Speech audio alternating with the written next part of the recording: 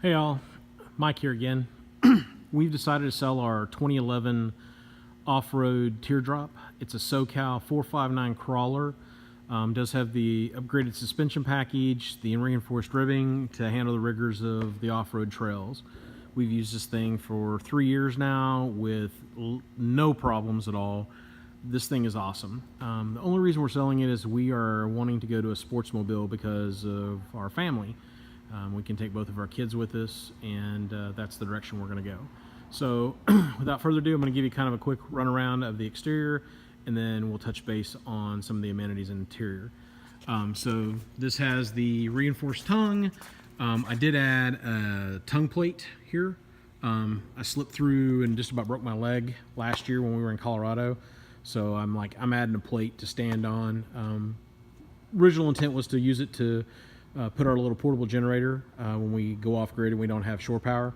So this does have a brand new Duracell Platinum AGM battery. It's a Group 31. It's the big one. This thing weighs like 100 pounds.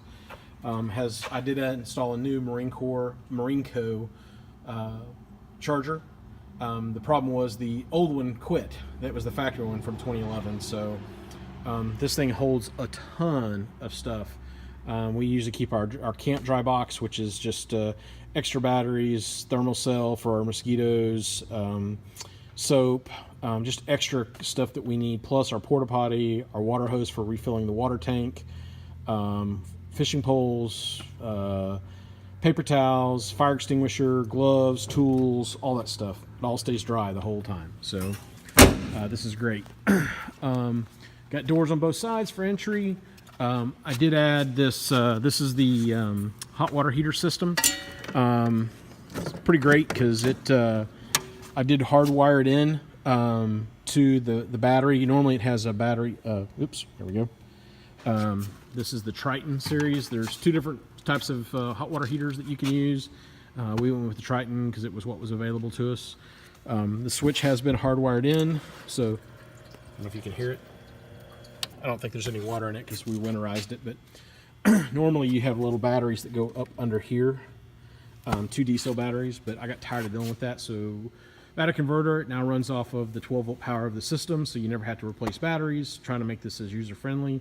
I did add a second 5-pound propane tank, added the landing legs adjustable. I chose to remove the handles and weld a nut on there because I always keep a little impact with me for running them up and down. I added the SoCal brackets for the roof rack.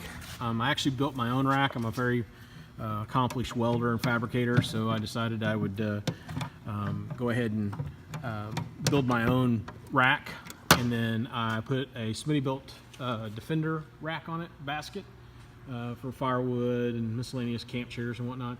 As you can see, I actually modified it so that the Fantastic fan would go right up through the middle of it, and we still have storage. It's been great. Probably one of the best additions we've made. We're running 33s on this, Wild Peaks. These have Rancho 9000 shocks, 20-gallon water cell, LED lights. This is the propane tank for the kitchen. I did add this. This is shore power. So if you have at a campsite where you have 120 volt or a generator, you can run this into this and actually have my wife and I, we both love coffee. We've tried every coffee configuration there is. Nothing beats an electric coffee maker. I can't stress that enough. So we bring an electric coffee pot with us and thermal carafe, and that's what we use to make our coffee in the morning. So if we have shore power, we use an electric coffee pot. There's some tie-down points. This is I use the bolt lock system, so my Toyota or Jeep or whatever I have at the time, I can use the ignition key, so I have less keys. Let's see. I did add the Smitty-built, or not yet Smitty-built, sorry, the Easy On Swift awning. I really like this awning. It's easy to deploy. I can deploy it in about 60 seconds, maybe a minute and a half, and we have full coverage. So the great thing about it is you can actually cantilever both sides out and not have to use the landing legs.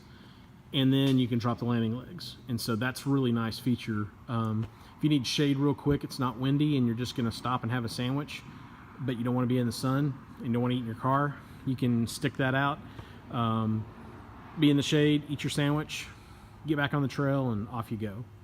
So I'm going to pause the video, open the trailer up, and then give you kind of a little once over on that. Thanks.